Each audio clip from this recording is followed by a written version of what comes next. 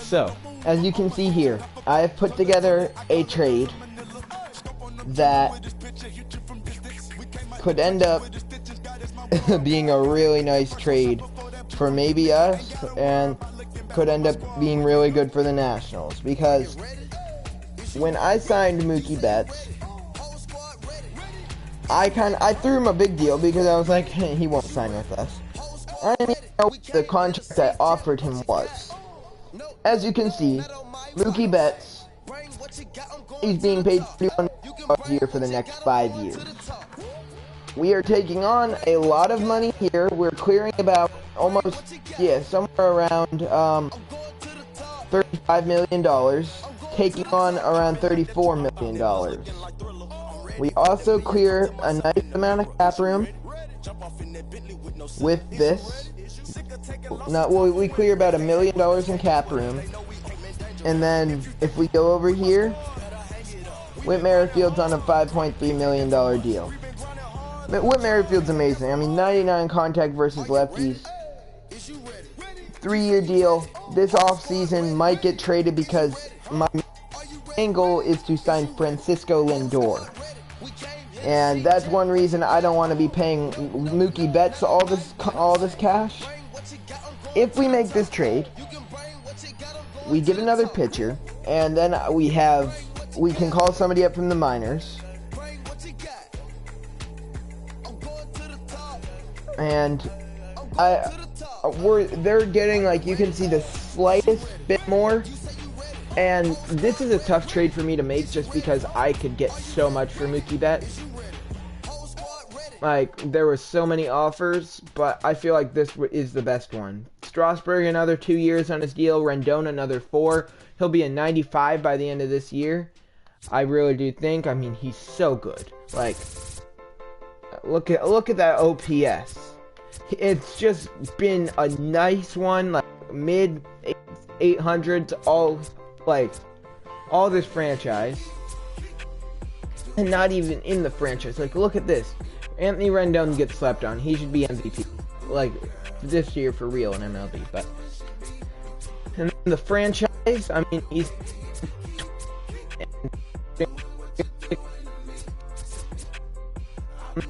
that he always has like close to 300 averages.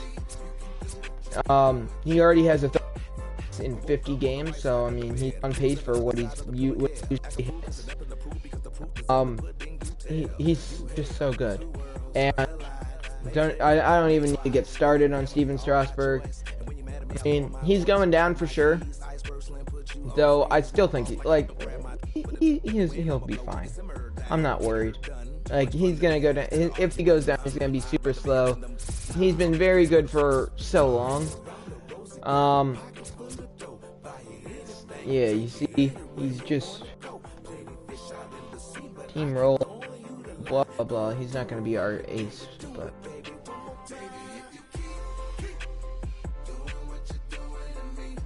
you can see, it's it's pretty good. And then just put in Glenn Nash. I kind of wanted to eat more. He's 19. C potential. Look at his arm strength. That's crazy. He's probably gonna end up being he's 19 and a C potential. He's gonna be a high B, maybe low A potential. I think he's already going up. I mean, that arm strength is crazy. I mean, his fastball, if he has one, I don't know what he has. Yeah, his fastball is going to be super. Alright, it's only 92 right now, and he's 19. That's crazy. And then we give up Edwin. And Edwin was somebody I was hanging on to for as long as I possibly could. Probably he's going to retire after this year. And I will play it one episode soon. I meant to play it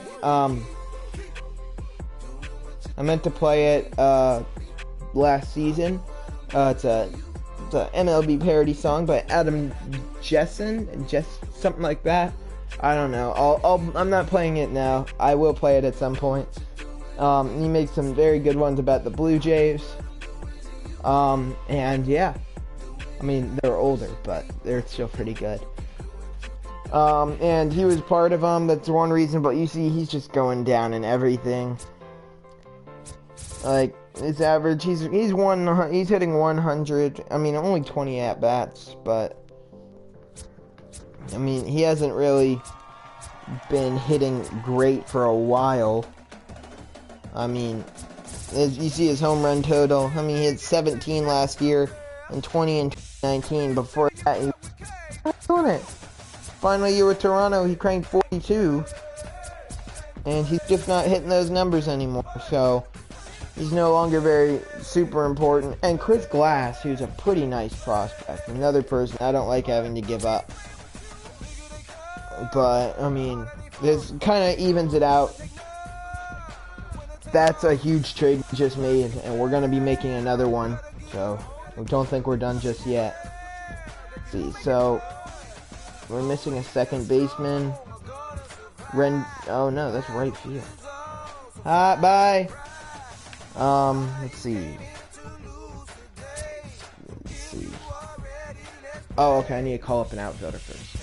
We don't have an outfielder. I need to call up a minor leaguer first. Should be Aldo Reyes, but we did just get a pitcher without giving one up. So, you see, I hate saying that word. I edited the way that Fernando Tatis Jr. looks.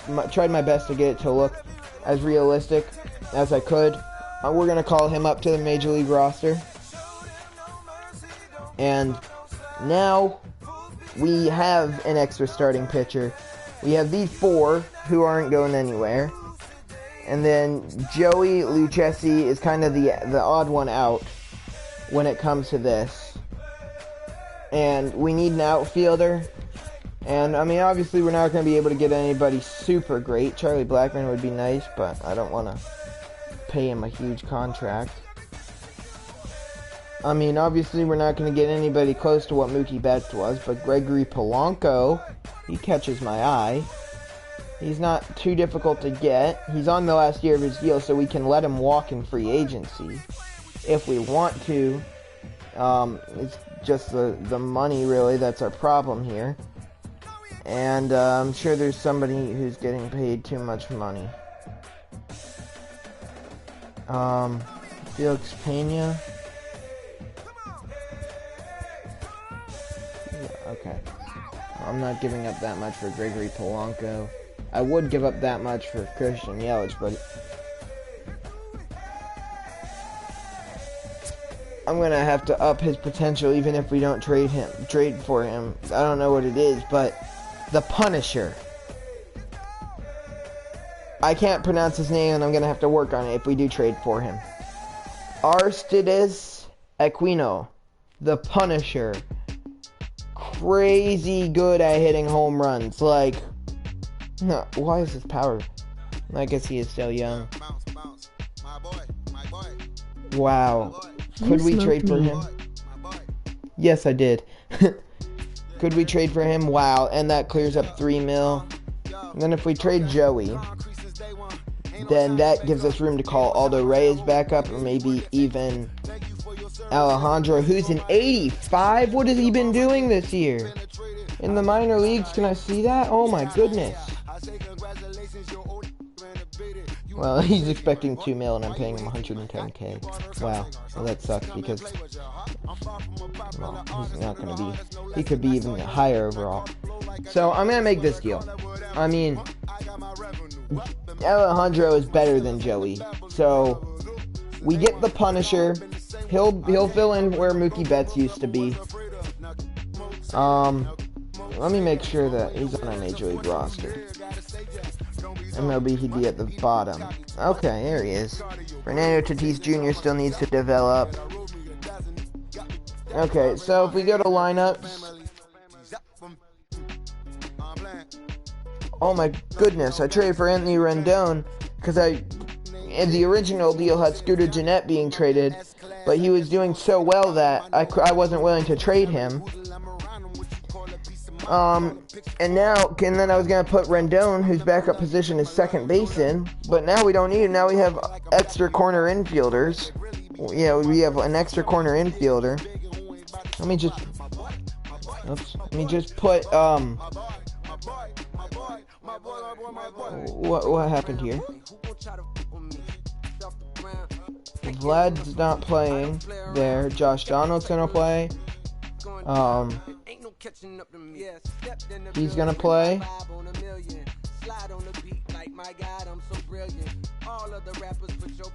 What? Hold on. Why did this happen?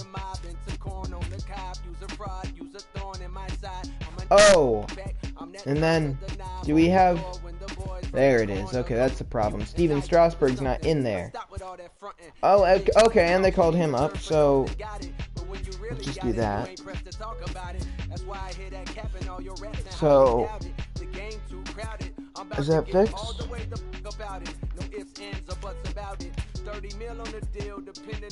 No, why is... What? What? I have no idea what happened to our lineup and why it got all messed up. Merrifield, Donaldson, Trout, Soto, Andujar.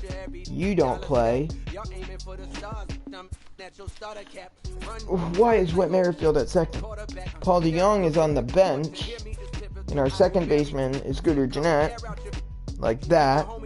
There we go. Okay. And then it'd be pitcher. Okay, and then we get the Punisher up in here, 77, and he's still gonna go up. Alright, I'm actually so happy we got him.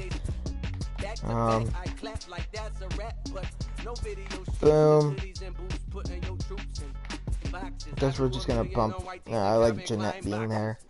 And then this again. I have no idea what happened to our lineups, but Vlad's not gonna be playing. Actually, it's his compared to his. Okay, he actually is better against lefties, so we'll put him in at first. And what else are we missing? We're missing him. There we go. Right.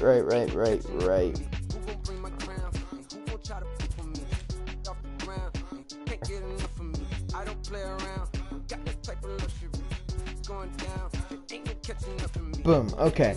So our lineups are now fixed.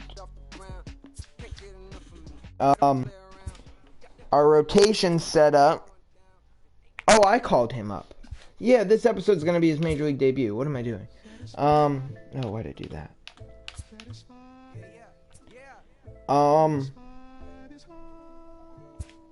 I don't want Anthony Rendon coming off the bench. We need him to be starting. So, our bench is a little... Why do we have a 5-man bench?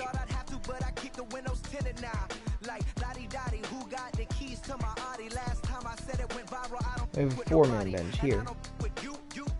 And why'd I call up Fernando Tatis Jr.? You know what? We can work with a 4-man bench. Whatever. We can do that. And then... Okay, so that's that. But now I don't want Rendon hitting 9th. I'd rather have... Well, I want him hitting 5. And then Vlad. And then we'll put Real Muto 9. There we go. Okay. So hit him 5. Then Andujar. Vlad would be where Andujar is. And then there. Okay. So I think I fixed our lineup. Finally. Because, well, that just didn't go to plan. I should have probably thought out the trade before I did it in the episode. My bad. Could have done that a bit better. But we're good. And, alright, now we're here. Playing the Minnesota Twins. Wow, Julian Encarnacion's just like on the very right saying also receive. Yeah, you see that deal we just made. Big one. Don't auto-fix our lineups. I don't know what's wrong with our lineups. It would not let me fix our lineups.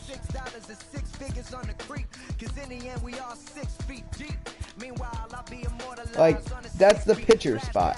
What do you want me to do about it? It should just put him in. Okay, it's gonna mess up our lineup. Oh.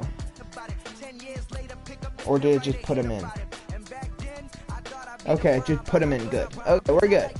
Here we go. 35 and 19 playing the 31 and 21 Minnesota Twins. Alright, that works. That works. Rogers center, quick counts, blah blah blah. Same settings as always. Do I want Fernando Tatis Jr. playing in this one? We'll have him playing. Fernando Tatis Jr. making his maybe Major League debut. I don't think he ever played when he was with the Padres. So is... Wait, he's not, right? Okay, making sure Aquino is not. So is Alejandro Quevedo. Oh no, we have to win this to stay ahead of the Yankees. Almost ready for game time at Rogers Center as the roof is shut to keep us nice and warm. Showcase? Tonight, the opener of a 3-game series between the Minnesota Twins and the Toronto Blue Jays. Yes. Alejandro Quevedo makes his big league debut right after this. Alejandro Quevedo, MLB debut. Alejandro Quevedo steps on the rubber today for his 6'5", 23-year-old. Dan, what do you got on him? Right left-hander. Takes the mound here in his MLB debut. Drafted him in the draft of year 1. And he's one of the people I have said was off limits in any trades we made for a long time. And that was a bad call. And his career starts with a base hit given up. He is wearing number 5 on the big league club. Tested here. What is he doing on the Twins? Oh, whatever. 1-2 pitch. That one popped up. That'll be Anthony Rendon there. And he is there for out number 1. That's the first official out recorded in Quevedo's career. Now, hopefully that will be the first of many. Gets that fastball in there. 1-2. First career strikeout. Alejandro Quevedo. And right the ship in this one. And with strike 3 recorded there, he's notched his first career major league strikeout. Well, Matt, if he can become a consistent strikeout pitcher, I don't know if Quevedo's going to be a strikeout pitcher, a contact pitcher, or just a straight up bad one, as that ball is ripped way out of here. 2-0 Twins. I don't know what type of pitcher he's going to be. I guess we'll find out as his career goes along. Another pitcher I'm going to try and pick up at some point will be Jordan Yamamoto from the Miami Marlins. Another very good young pitcher. And he fouls this one off. I played with him in the Moments game mode on the Charlie Blackmon monthly Moments, and I've been meaning to try and trade for him for a while. Haven't done it yet, but it might be difficult. I'm gonna try it though, because he would not. I love pitching with him, and he would not be a bad person to get. Probably in the bullpen. He'd probably be a long reliever. But wow, line shot. Donaldson catches it 10 innings. But the Twins had Quevedo in his first MLB inning. It's 2-0 Minnesota as we head bottom 1. We take on Rick Porcello, who in 10 starts this season is 3-2 with a 3.22 ERA. And now Fernando Tatis Jr. 1-2 pitch from Porcello. One thing he knows how to do, he knows how to pitch and he knows how to minimize damage. It'll be a 2-2. You're going to have an ERA in the low 3s. See if Tatis can come up. A lot of things right, and this guy should be fun to watch in this. Kind of bloops it. It is going to fall into right field though, and that is how it will begin. Boy, talk about frustrating as a pitcher. Fernando Tatis Jr. picks up his first. I don't think it's his first hit. Yeah, that's the name of the game. Picks up his first hit of the season. Or was he of setting you up there? His Blue Jays. Digging in, first hit and as you check out his right for Fernando Tatis Jr. playing for the Great White North. The Great White North. Another base hit right back up the middle. Hit that one by Josh Donaldson. And Mike Trout now. You see, even on a bad year for him, he's hitting 300. Not his MVP season he had last year. I will still take it. As long as he can come through and help see if he can get Quevedo his first win, that's not going to help. Double play. So with that, there's 2 down in the inning for the 4-hitter, Juan Soto. See his stats. He hits righties better than lefties. Big streak somewhere. I like the way he's swinging the bat right now. I mean, he's not hit. He's still hitting for average against lefties, not so much power. Marcelo is a righty though, and doesn't do very well.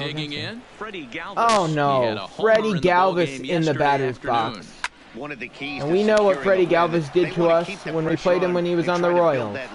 He switched clubs to the Twins, and he's out for vengeance again. He destroyed us. But Quevedo gets him out pretty easily. Byron Buxton up. And not surprisingly, because in MLB The Show he has 0 bat. Well, he's hitting less than 2.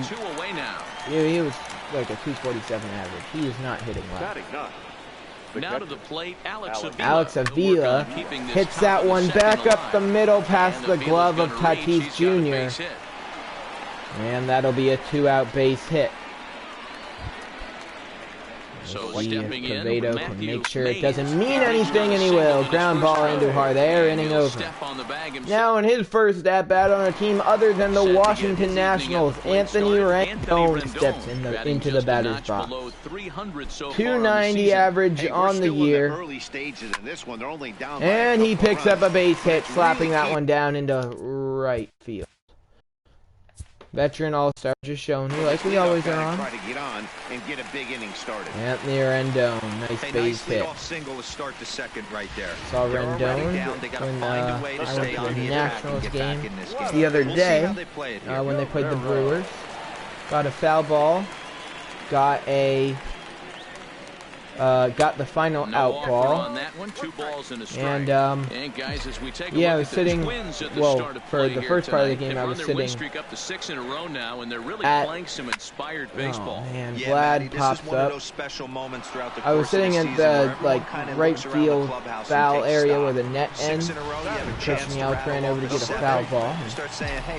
I got that foul ball, but, that was kind of close as I got for the MVP. In his career against Porcello, he carries a 3-away batting average. He's also hit 3 home runs. To second for 1, on to first, and that's not 2 good. innings and 2 double. Oh, you ruin everything, Heidi. Only thing that Heidi Watney does not ruin is quick pitch. Coming into this game, they rank among the best teams in the league in strike. Here we go. Keston Hira up again. Flies out, so no walks. That's about it. Now in his first at-bat as a Blue Jay, Aristides Aquino in the batter's box. He's definitely going to progress throughout his career, and well, that's not exactly a great start. Number 1. She grounds out. JT Realmuto steps in. And he triples. Big at-bat from JT Realmuto. And Fernando Tatis Jr. steps into the batter's box again, seeing if he can get another big hit and drive home Realmuto. He does not. So 2 away in the inning, runner on third for Josh Donaldson. He's 1 for 1, you see. Not having as great of a season as he had last year, but he's still having a pretty good season. He's done very well. I gave him a big contract. Kind of hurt us, but I mean, it's not really. It's like a $14 million contract, and he is really done well in the first part of that contract. I don't regret it one bit. though doesn't really come through when you need him to there. A leadoff walk, then a single from Freddie Galvis gets Quevedo in a predicament here, kind of early on. 2 strikes now. 2-2 count, top of the fourth. Galvis at first with nobody out. Byron Buxton up. Quevedo trying to get out of the jam. That'll be a fly ball to center field. Mike Trout is there. There's one away. A big first out for Alejandro Quevedo. Here's the catcher, Alex Avila. Avila up now, and he will foul that splitter off. Not too many pitchers in the big leagues who have a splitter ball, and no, it doesn't really go well there for Quevedo. And now the double play is no longer in order. That really did not go to plan. 5 hits and no errors in the ball game for Minnesota. Lifted into center field. It's a fly ball to center field. Mike Trout will track it down. They're sending the runner. Trout's throw to the plate is going to be nowhere near in time. It's a 3-0 Minnesota Twins lead. Ball game. Ready once again, Matthew Mays. Matthew Mays will foul that one off. It's a 1-2 count. Can Quevedo get out of the inning, allowing only one? Diving play, Rendon! Got him. Anthony Rendon's been snuffed out of Gold Gloves in the NL from at third base because of Nolan Arenado. I mean, Arenado's a good fielder. Rendon, the only third baseman in the NL who might be better. But Anthony Rendon, for the first part of his career, was a second baseman for one forget the reasoning why. They had Adam Warrow and Ryan Zimmerman. Juan Soto, by the way, still breaking the game with his stats. Yeah, you see, pretty good. So, yeah, he is a very good fielder, and he shows it there. Even though it's not third base, he's still a great second baseman. And there's the second out of the inning. And I've started to put together maybe the greatest bench in baseball of all time. And again, I'm trying to make a dynasty here. And I think I'm doing an okay job of doing that. I mean, we're going to have 280 pluses on the bench. Tatis is going to be on the bench, and Tony Wolters, another not bad player, on the bench. And, I mean, our rotation is incredible, especially with that addition of Steven Strasburg.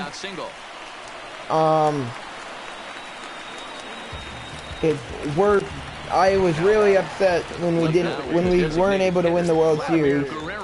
I thought, oh, this is going to be a dynasty. And I've already said I'm going at least 5 years with this franchise. I might go more. I promised at least 5 years, and that will happen. I might go more. Because this could be a dynasty that wins 5 in a row. Solo shot from Quevedo, and his day ends. As Domingo Germán is brought into the game. Not the greatest start to Quevedo's MLB career.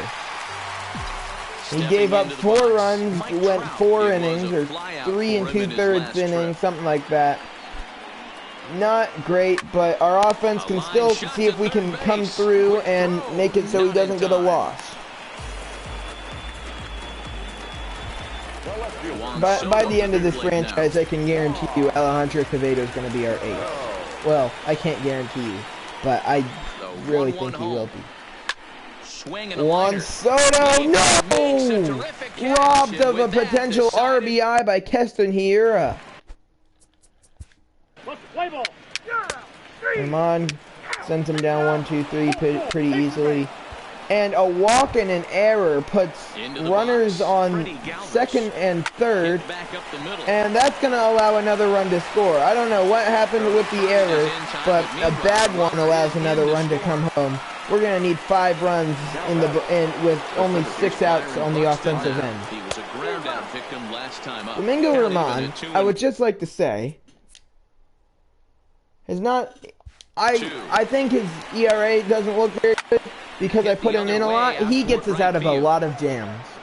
And He was part of the Fernando Tatis pickup. He wasn't the big part of it, but he wasn't the big part of the deal, but he's turned out to be a big part of that deal. Yeah, he settled in early on the mound, partly due to the lead his guys gave him to take some of the pressure off. He's taken that and pitched very effectively in this one. Not what I wanted from Aquino. Standing in, JT Realmuto. 2-2 count on JT Realmuto, and we're gonna need at least 2 runs, I think, in this if we want any chance, and we already have 2 outs. At the left fielder as he takes it in for the second out. So Fernando Tatis Jr. in the batter's box. Once again, Fernando Tatis, 2 away here in the 8th, and time's running out. 2-1 count on him. They don't have a lot of outs left. The pitch from Porcello, grounded past Galvis, and that'll be another base hit for Fernando Tatis Jr. Yeah, he's gotten the outs when he's needed them and seems to be really comfortable pitching. Just grounding that one right through. You see how far back he went? Wow. He like turned all the way. Yeah, okay. 2 for 3 in the game, Josh Donaldson. He fouls that one off, 1-2. Hits are even at 7 apiece. The hits are even, the score is not. That'll be a curveball outside. The count is full on Donaldson. Or sorry, it's a 2-2 count on Donaldson. Looking for a strikeout there, but that was a good job of recognizing 2-2 pitch. Holding back at the plate. Here's the 2-2. Donaldson breaks his bat, and the inning is over. So this one's not looking too good for the Blue Jays, and we're gonna hope that Herman can get through this final inning of work. He picks up a strikeout, and that ball grounded to first. Andujar there, 2 away. And he'll take it to the bag himself for the out. Now at the plate, number 7. 1-1 pitch to Keston Hiura. 1-2. Fouled off 1-2. Can we get through it? Here's the pitch. We can. Strike 3. We need 5 in the 9th. Not likely, but we do have Trout, Soto, and Rendon. What's gone wrong for this lineup today? They're only 3 outs away from being shut out. Boy, you know, I just haven't seen a lot of fight in these. Trout rips that one to left field. It's on a line. It's an atom ball straight to the left fielder for out number 1. Watching from up here in the booth, Matt. Yeah, I imagine it feels the same from watching in the stands in this one. And now Juan Soto steps in. He's 0 for 3. 1-1. And he hits that one into right field, so it's not over yet. Well, it wouldn't be over either way. But now that brings up Anthony Rendon with the 1 out and 1 on. Offensive side, yeah, everybody's getting knocks and the batting averages are flowing. 3-1 count. Nobody's come up with that big runner in scoring 2 for 3 in the game, Anthony Rendon. Kind of feel that really is going to. And he slaps one down into left. And that'll get down 2 on. 1 out, hey, this might be their best and we're not going down without a fight. Vladimir Guerrero Jr. steps in. A 1-1 count. Needs to keep the ball in the air. And these guys are making a little and he does not do that. Ball game over, double play, and that ends it. This ball game is over. A 5-0 finish tonight. The Minnesota Twins jumped out to an early Rick lead Porcello, a complete game shutout. One of the hardest teams to do it against. He's your winning pitcher. He went 9 innings, allowed 9 hits, 1 strikeout, no earned runs, and no walks. Loss goes to Alejandro Quevedo. He went 4 2/3 innings, allowed 7 hits, 2 strikeouts, 4 earned runs, and 2 walks. The player of the game is Rick Porcello. That'll wrap up this episode of the Toronto Blue Jays franchise here in MLB The Show 19. I hope you enjoyed. I'll see you in the next one.